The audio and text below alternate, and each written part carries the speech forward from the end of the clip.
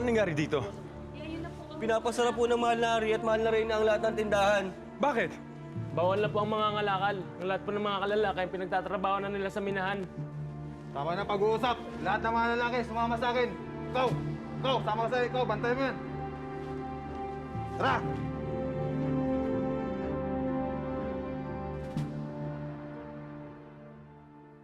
Nainip ka ba? Di naman. Halika na.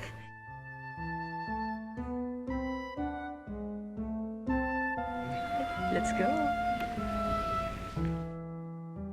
Ang tagal naman.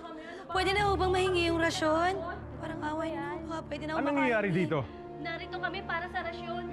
Ito na lamang ang inaasahan namin para sa aming pamilya. Kailan pa ba tayo Lalo na ngayon, magbibigyan? ipinagbabawal ng pangangalakal. Eto lang ho.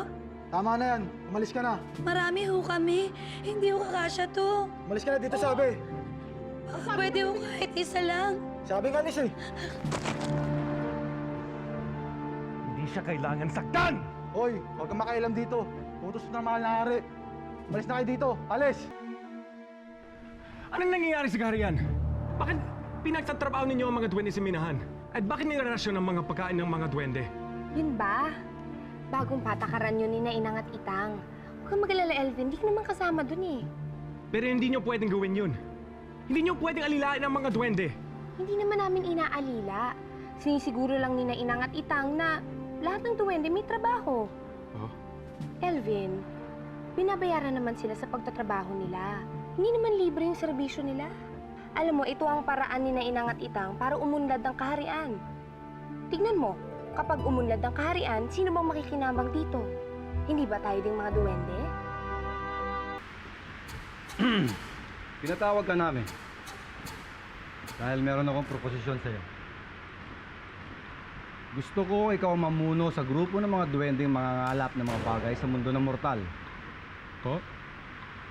Mula ngayon ay bawal na ang paglabas sa punso at mangalap ng mga bagay sa mundo ng mga tao na walang pahintulot ko. At ang lahat na inyong makakalap ay idediretso mo sa palasyo. Ginagawa namin to para maging pantay-pantay ang lahat ng mga duwende. At ginagawa namin to para hindi sila mag-inggitan. Elvin, bilang punong tagapangalap, iilan ka sa pinahihintulutan namin gumamit ng kapangyarihan, pero sa labas lamang ng kaharian. Bawal rin gumamit ng kapangyarihan ang mga duwende sa loob ng kaharian? Ayaw lang namin magkaroon ng alitan ng mga duwende at gamitin nila ang kapangyarihan nila sa isa't isa.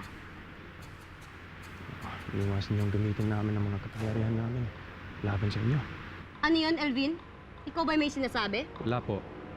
Ako nagrekomenda sa'yo sa posisyon, Elvin. Tinatanggap mo ba? Ikaw ang magiging matatenga namin sa palasyo.